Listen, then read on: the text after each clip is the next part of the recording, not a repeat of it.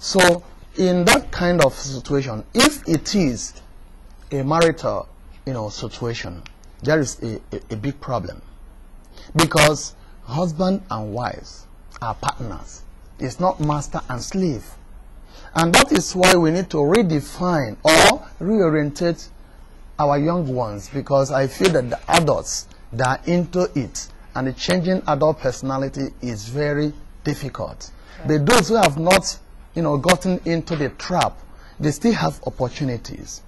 The real concept of marriage has to be made clear to anybody who is interested in going into the contract.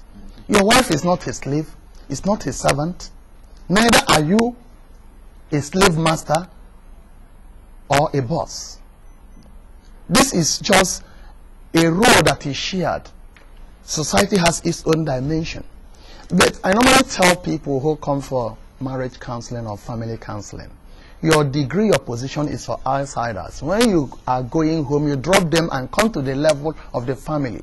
And that is how you can have a home. So in as much as you carry your ego, because what you are saying now is a problem of ego.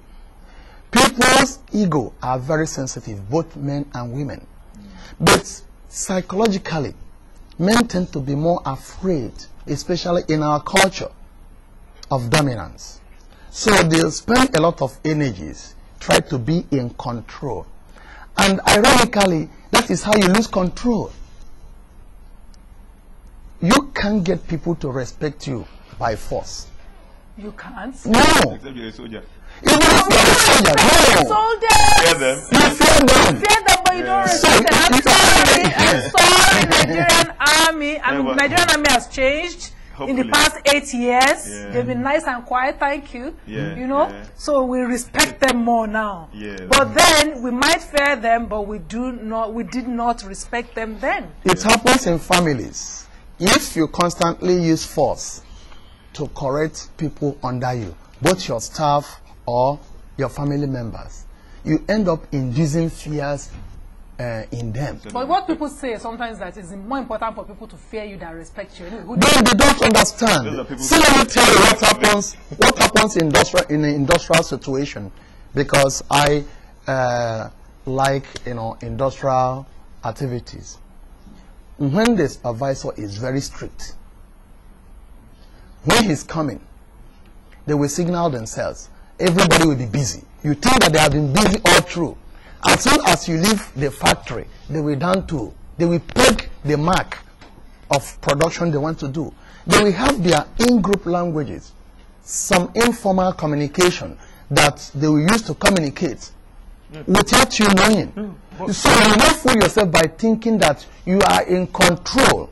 But you are not productive. What is the matter with a strict supervisor? I've noticed that that's the difference between the Nigerian workforce, mostly, and the workforce in the advanced countries, so to say, in which those people demand service for the money they pay you. Here, the civil servant in Nigeria thinks he's doing you a favor, or she. That's why they can eat rice when you enter the offices and say, this is the land registry, and somebody's eating rice and not answering you. I'm saying there is nothing with. I'm not talking about a cruel supervisor or somebody who smacks the heads of his members of staff, but the person who's demanding. No, the word, I think, the difference in the words is that, what he's talking about, interpreting strict here, means even in the civil service, there are managers. When manager is coming, everybody clears. When the president is coming, they paint the building. Nothing happens in between. You understand? Okay. What you are talking about, what I've seen outside of this country is ordered. Authoritarian. They're authoritative. They just give. Look, this is the workspace. This is what is expected. This is what you do here. And this is what you do here. You understand? They are not your best. They are not your. They're not your drink. They could actually be your drinking mates at work. At work, you define the relationship. But here, everybody is supposed to be afraid of the supervisor or the manager or the president or the governor. No, I don't talk. I'm not talking about the fair thing. Okay. I'm not talking about the fair thing. I think it's wrong, actually.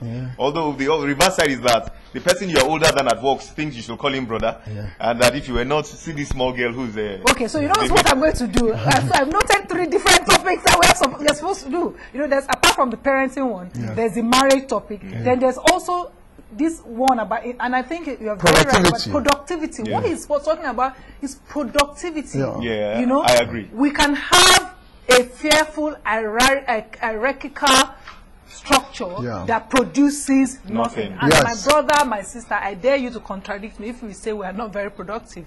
Isn't it so? We're not very productive, and we want to become productive so that we can be prosperous, so that we can reduce the different aggravations that make people take out their anger on left side. You understand how these things seem to roll into? What?